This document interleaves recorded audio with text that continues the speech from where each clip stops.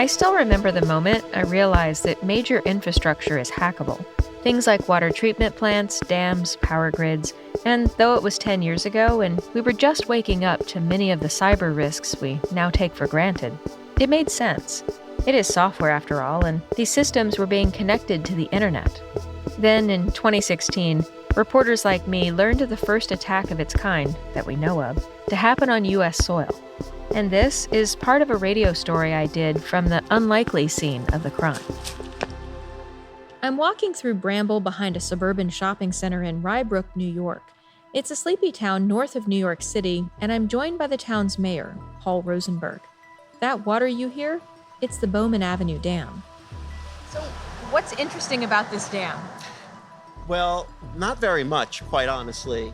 It's called a sluice gate, and what it does is the main part of the dam raises and lowers, and it will allow water to be metered out into the Long Island Sound. There's a computer program that measures the height of the water in the river and how much water is backing up behind the dam. And yet, a few years back, the computer controls of this seemingly uninteresting dam were hacked. The software that controls this dam is commonly used to control software in other more important dams around the country. A team of people broke into these controls, and it wasn't some kind of nerdy prank. The U.S. Justice Department would indict 7 people who worked for a security firm tied to Iran's government in what was believed to be part of a much larger hack, with dozens of targets, including major financial institutions like J.P. Morgan Chase and Bank of America. Since then, infrastructure hacks have only become more common. I'm Jennifer Strong, and this is Shift. Now here on the steering column is a device called Auto Cruise. You simply set the speed you want. Self-driving robo-taxis are already on the road in 2 U.S. cities. As the disc rotates, a mirror reflects the light in the way that depends on how the signal was recorded. This is the 100 terabyte I present to you Electro, the Moto Man. Ladies and gentlemen, I would say that one of my greatest skills is my ability to interact with humans. This episode, we look at industrial cybersecurity in the latest installment of our oral history project.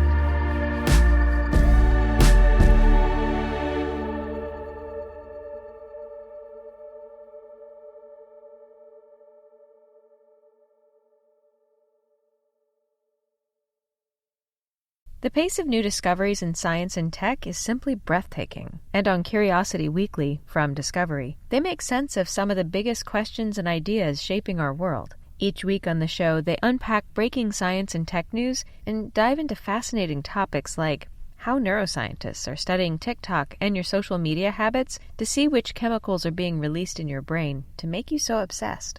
And did you know that AI can now read hieroglyphs from Egyptian pyramids? Listen to Curiosity Weekly, wherever you get your podcasts.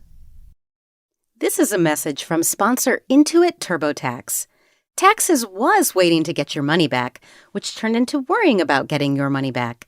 Now, Taxes is matching with a TurboTax expert who can do your taxes today and help you get up to a $4,000 refund advance loan fast. Get an expert now on TurboTax.com. Only available with TurboTax Live full service. Refund has $0 loan fees and 0% APR. Refund advance loans may be issued by First Century Bank N.A. or WebBank. Terms apply, subject to credit approval.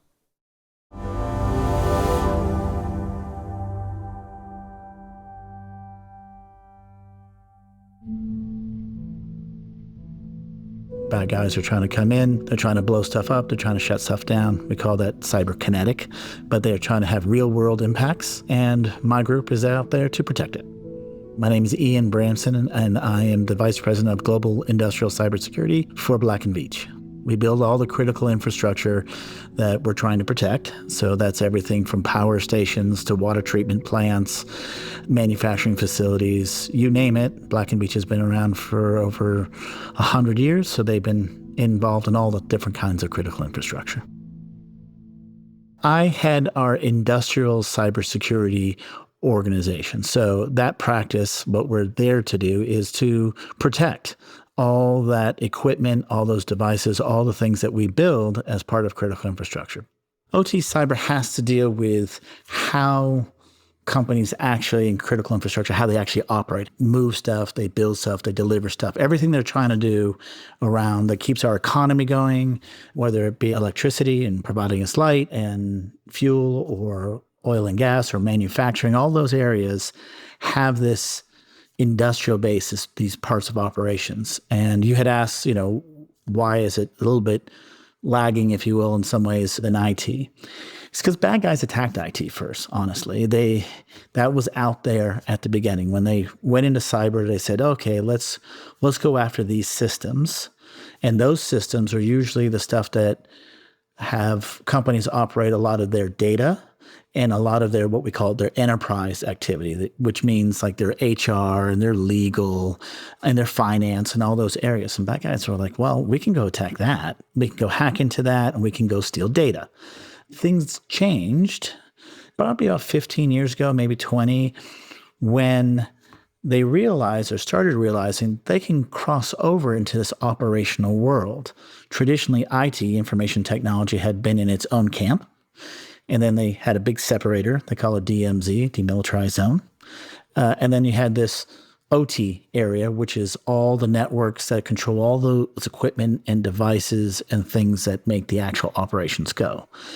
And those work really, really differently than IT. So what happens is bad guys were started realizing they can go over on the OT side, and that world was much less protected because people weren't paying attention to it at that time. A lot of times people in IT were saying, hey, that's an operational thing. We don't want to touch it. And then the operations people were saying, cyber's an IT thing. We don't want to mess with it. So everyone was sort of talking past each other.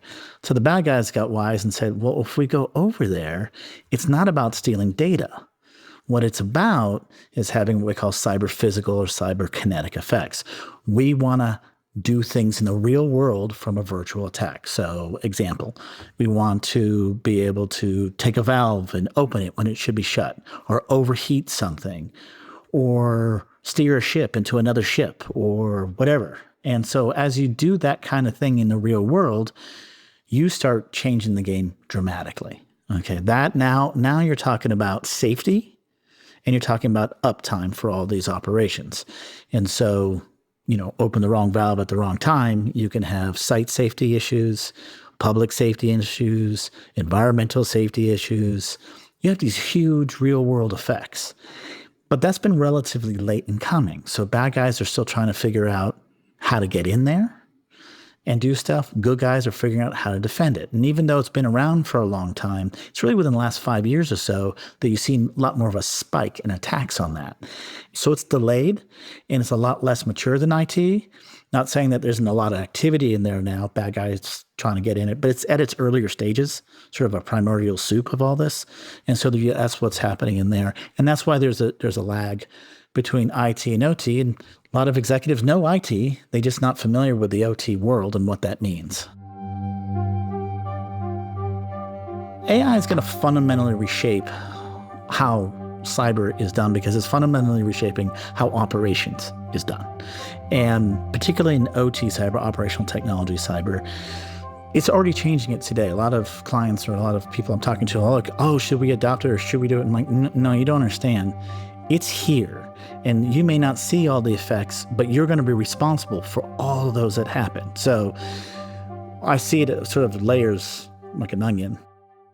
At the center, or target, it's what we call AI versus AI, meaning good guys using AI to defend their stuff and bad guys using AI to attack it. And some of the ways they do that are things like, I can use AI to evaluate your network and your systems for vulnerabilities that I may not have seen. They're unobvious to me because it takes a lot of data to see it or it takes a lot of ways. So they're unobvious or more sophisticated attacks I can go in. I can amplify my attacks. If I start using AI power, it operates more quickly and a larger scale, then I can do that. So I can now have more sophisticated attacks. I can have a lot more data evaluating how I do that. And then I can have more potent attacks as I'm doing that. On the other side of the equation, I can also self-evaluate better using AI to pick up things that humans can't see and ingest large amounts of data to figure out how I do that. I can also use it to recognize different kinds of attacks, more kinds, or earlier in the process. And then I can use that to shorten the time of attack, time to resolution is what they call it. So I can get that in and out and done because it operates at speeds that humans can't. So you can see this escalation in that inner circle. But even beyond that, why this is fundamentally reshaping stuff is because companies are also just using AI, not just for cyber. It's not exclusive to cyber. They're using it across their company in all of their operations. There's lots of business motivations to do that. Well, that leaves more and new kinds of exposures.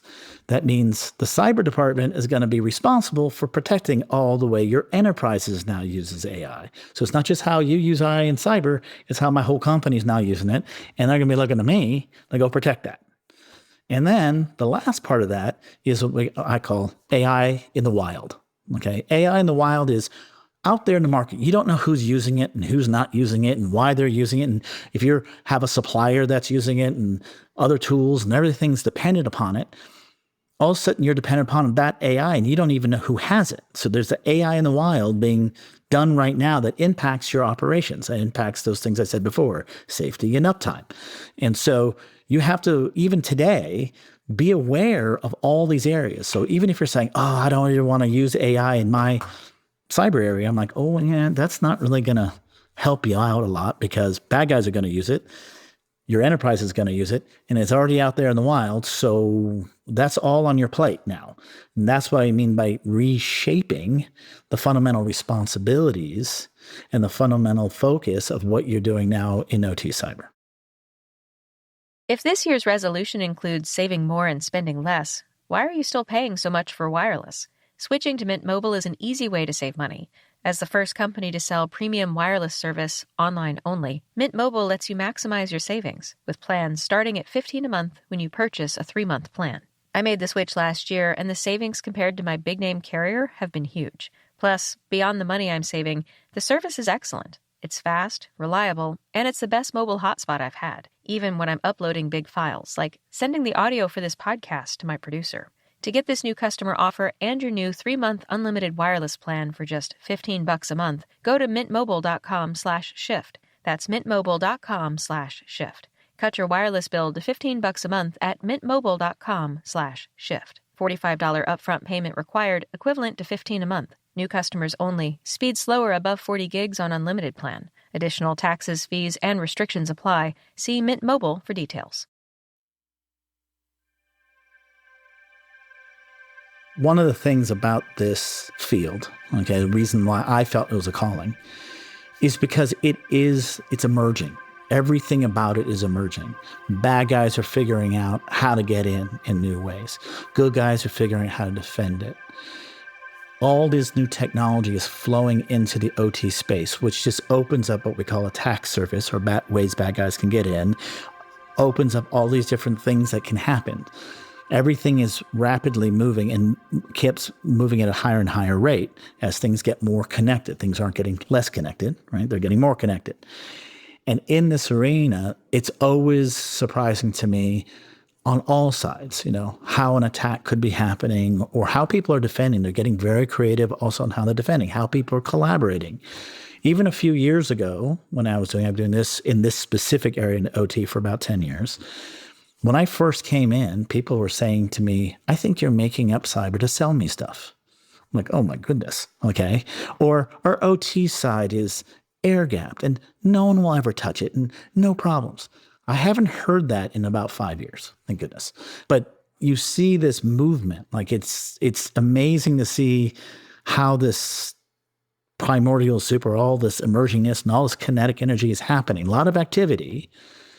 And it's always something new, some other way to look at things. Look at Colonial Pipeline. Colonial Pipeline is a good example of how things have accelerated. It was an IT attack, but it had an OT consequence. A couple of things happened from that specific point on. And immediately it's a warning bell to all the good guys. Oh my God, you can shut oil down for a week. It was also a dinner bell for the bad guys. They said, oh my God, we can shut down oil for a week. I'm like, hold on a second. And you started seeing right after that a whole bunch of JBL on Oddsman, on water, on manufacturing, on food supplies, because people are like, oh, what else can we do? And their OT-specific kits that came out, a bunch of stuff. You also saw a lot of activity from government agencies trying to help out and do stuff. And so all of a sudden you had this boom of activity. And one of the fundamental thoughts was also IT and OT aren't so separate. You think about it, industrial cybersecurity. We call ours industrial cybersecurity, like many do, because it's the consequence, and it starts to become consequence-driven. And consequence in this case was safety or uptime. In that case, it was uptime. And honestly, boards of directors, senior executives don't care if it was an IT attack or OT attack or this attack or that. They care about the consequence. What happened? Oil shut down for a week. We got to go do something about that. And so you can see these shifts on not only activity happening, but mindsets changing and resources happening and things going. So all of a sudden, that was one of those points. You get those kinds of inflection points. I know that was several years ago, but even recently, as you're seeing more and more attacks in areas like water and other places, that the mentality goes, oh my gosh, we could be attacked by someplace in Iran. I didn't think about that, right? And they're hopping to it. Like every time there's that attack, there's that warning bell, dinner bell concept in some way. Colonial Pipeline was a seminal moment, I believe, in that had a lot of activity, but you've had, other ones that happened since then. I characterize myself as I'll call it a paranoid optimist. Got to be in this game because I tell my clients I'm paranoid so they don't have to be. So I'm trying to figure out all the different ways that things are coming in. And you see all the new things, right? You see what we call IIoT. Those are all the drones and stuff that are going into operations right now. That stuff we were talking about IT and OT before, that stuff goes directly to the internet. That skips both of those. As you mentioned, AI, people in OT moving to the cloud, meaning they're moving all this up in their operations in a way that gives them a lot more power, but it also is a lot more visibility and control that they're trusting to have others to give access to. In cybersecurity, things come down to visibility and they come down to control. Can you see what's happening? Can you do something about it? And you're seeing things that affect it on the positive. I've got AI tools that can help me. I can get all this other data. I can do all these things. And then there's these other side where you see exposures. So you see all the other ways they can get in. What catches up to what? Where are you going? You've got things like sustainability, and you got other types of big initiatives that are really cool, but they use a lot of new technology, and bad guys love new technology, right? You have a lot of renewable energy. Again, rushing in to get that. But that means if I'm running in to get that, I may be leaving cybersecurity on the table. That means a lot more of our critical infrastructure is going to have that attack surface. Those bad ways to get in are going to start expounding. At the same time, you've got a lot of these groups, a lot of these companies starting to work together in new ways. They're starting to do this consequence-driven thing. They're starting to think about that consequence working backwards. Where is it going next, right? And it's a convergence of all this stuff. You can go up into a customer and start saying now, I can see where in your area where the holes are.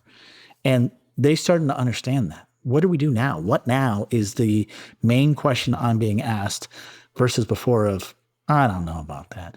A lot of time before it was IT, so they're like, they're going to steal our data. And I'm like, yeah, that's unfortunate. But they open a whole bunch of oil in the Gulf Coast because they were able to, that is a whole different level of problem. The risks here are not the same. The consequences are not the same. So just starting, but they're starting to get it.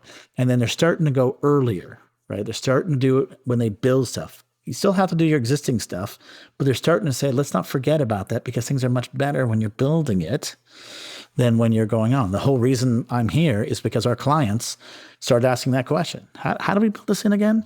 Because it's a lot better if you build it in than bolt it on. So these are cool shifts that are happening.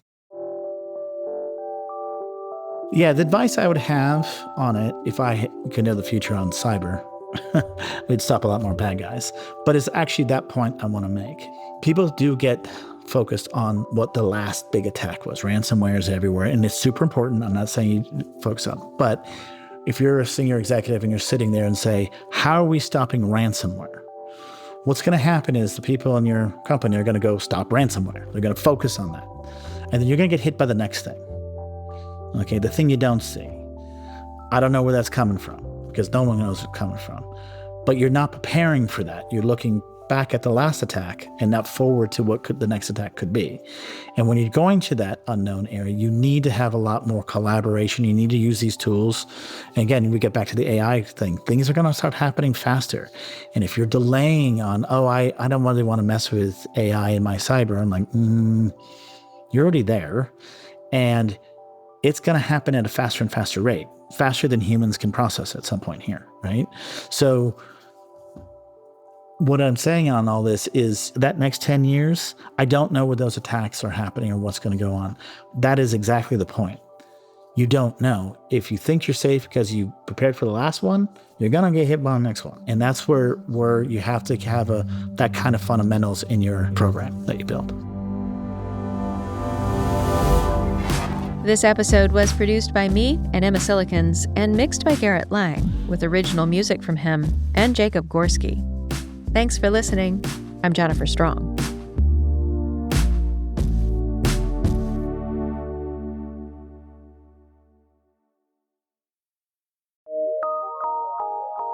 From PRX.